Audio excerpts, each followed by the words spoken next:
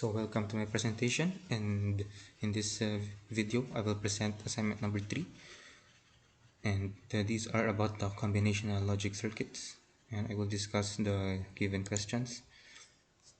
So first is I have the first question: explain the different types of logic circuits. So based on my research, I have found two kinds of logic circuits, and first I will discuss the combinational logic circuit. So in brief description, it is a basic collection of logic gates. So this logic gates is what we have been tackling throughout the subject. These are the AND, the NAND, the OR, the universal gates. So if these gates are being utilized for a single centralized circuit, so it is called the combinational logic circuit. And these logic gates I mentioned are the building blocks of combinational logic circuits. So all these gates are combined together to form a complicated switching circuit.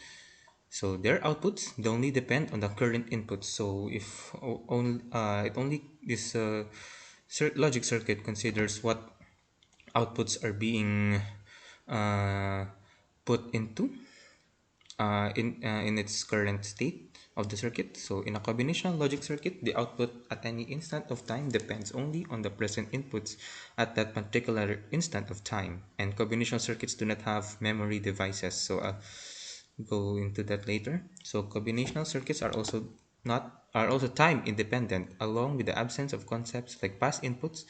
Combinational circuits do not require any clocks for the circuit to work. So the result of these properties is a simple circuit capable of implementing complex logic using only logic gates. So logic gates are the building blocks of combinational logic circuit. So next, the second type is the sequential logic circuit. So sequential circuits are a collection of memory elements.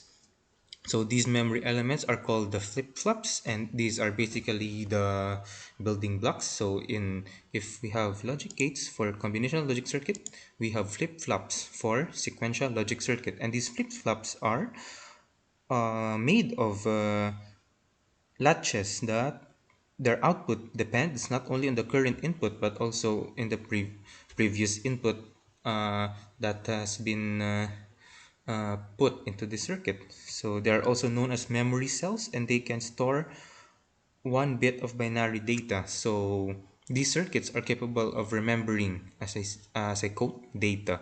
So unlike combinational logic circuits, these sequential logic circuits have a memory sort of a capability that utilizes past inputs, unlike a combinational logic circuit. So moreover, since flip-flops are present, the output of a sequential circuit also depends on the clock input.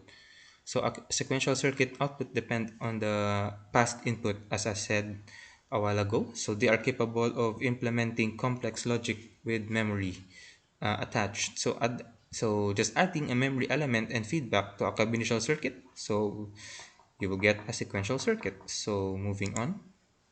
So number two, explain the difference between combinational logic circuit and sequential logic circuit.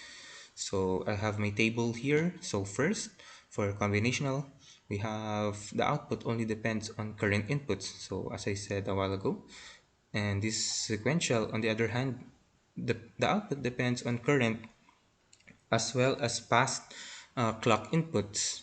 So that's a difference in terms of output. They are combinational circuits are time independent. Meanwhile, sequential circuits are time dependent and thus require that having clocks to be installed. So combinational are made using logic gates, the building blocks. For sequential, the building blocks are flip-flops. These are the memory cells. As the input of the current instant is only required in the case of combinational circuit, it is faster and better in performance. So uh, long story short, the combinational circuit has a better performance than sequential circuit, since these outputs for the sequential require the past output, so may take more time to process. For the combinational, no implementation of feedback thus makes the circuit less complex than its counterpart, sequential circuit. So sequential circuit is more complex due to the implementation of feedback. So combinational circuits are mainly used for arithmetic such as Boolean operations, addition, subtractions, and on the other hand, sequential circuit is mainly used for storing data, since it is its capability. And also of the flip-flops that serve as memory for the past inputs. So for the third question, what are different combinational logic circuits? So I have the different types here. I will discuss each. So the first one, we have the half adder. The half adder is a basic building block having two inputs and two outputs. The adder is used to perform such as in OR operations of two single bit binary numbers. So the carry and the sum are the two inputs of the half adder. So it's a basic addition, and it performs usually found in OR gates. So meanwhile, the full adder, so the description is the half since the half adder is only using to add only two numbers, so there is a missing variable c carry in the half adder. So to overcome this problem, the full adder was developed. So it is used to add three 1-bit binary numbers, and the carry is included now. So the full adder has three inputs rather than its counterpart that has two, and the two output states, which are the sum and carry. So the only difference is that the carry variable or bit rather is being utilized. So half subtractors, the same situation. The half subtractor rather is a building block of subtracting two binary numbers. It has two inputs and two outputs. The circuit is used to subtract two single binary numbers, a and b. So the difference and the borrow are the two output states. So it's similar to half adder. Two inputs, two outputs, and the full subtractor, the same story for the full adder. The full subtractor was designed so that it is used to subtract three 1-bit binary numbers, which are the A, B, C, which are the minuend, subtrahend, and borrow respectively. So for the full adder, we have the carry. For the full subtractor, we have the borrow. So the full subtractor has three input states and two output states. So that's the difference between a full and a half. So moving on for the next, multiplexers is a combinational circuit that has n data inputs and a single output. It is also known as the data selector, which selects one input from the inputs and routes it to the outputs. So there are multiple inputs for this, and it is configured to go into a path of one input only. With the help of selected inputs, one input line from the n input lines is selected. So this is the function of the multiplexer. So its counterpart, the multiplexer. The multiplexer performs the reverse operation of a multiplexer. The multiplexer only has one input, which is distributed over several inputs. So it's like the contradiction, complement of multiplexer. Its input are many, and is being transmitted to selected to the one output line rather is being served as input, and it will be transmitted to multiple output lines. So these two multiplexers and demultiplexers are complementing their functions. So lastly, we have the encoder and decoder. An encoder is a combinational circuit that can be used to convert two to the n power lines of digital input into n bits of coded binary output. So meanwhile, its counterpart, the decoder, is let's say inverse of this encoder, since it performs the opposite function of the encoder.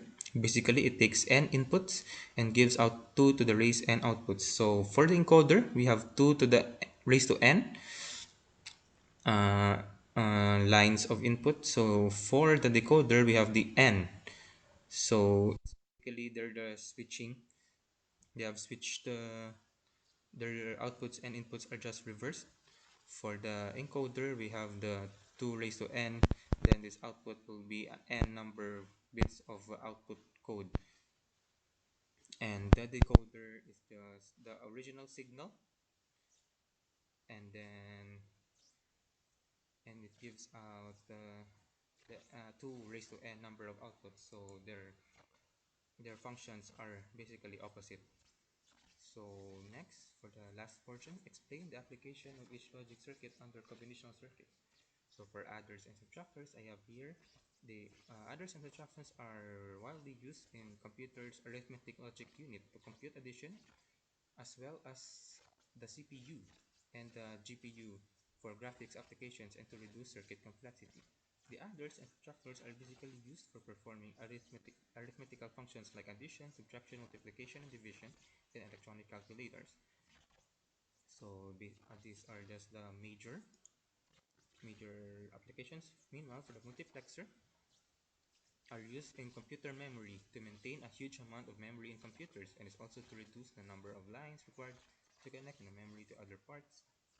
Meanwhile, in telephone networks, multiple audio signals are integrated into a single line transmission with the help of the multiplexer. So these are the major applications of multiplexer. For the multiplexer,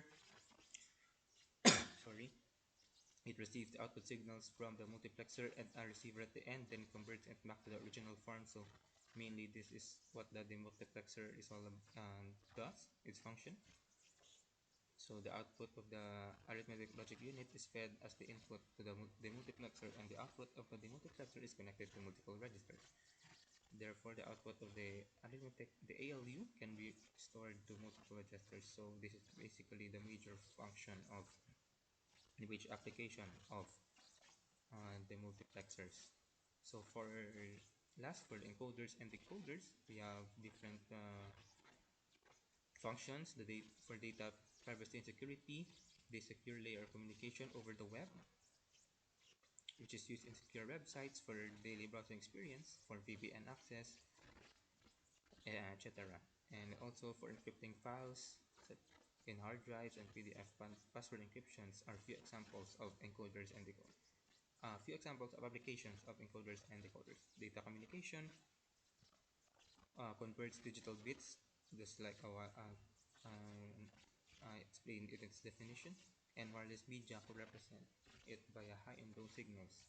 So for examples, modems used to connect internet, modulating data with a higher frequency to avoid long-distance signal degradation. For example, all forms of wireless communication like Wi-Fi, FM radio, cellular phone services, and etc.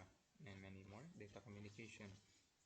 So in our everyday lives, we are encountering encoders and decoders. Data compression, it's also being used for MP4, MP3, JPEG. We use our daily we save daily our files by using RARs, using zips, so that we can compress large number of data into a single file, which is very convenient and in terms of saving space. So that's all for my presentation. Thank you very much.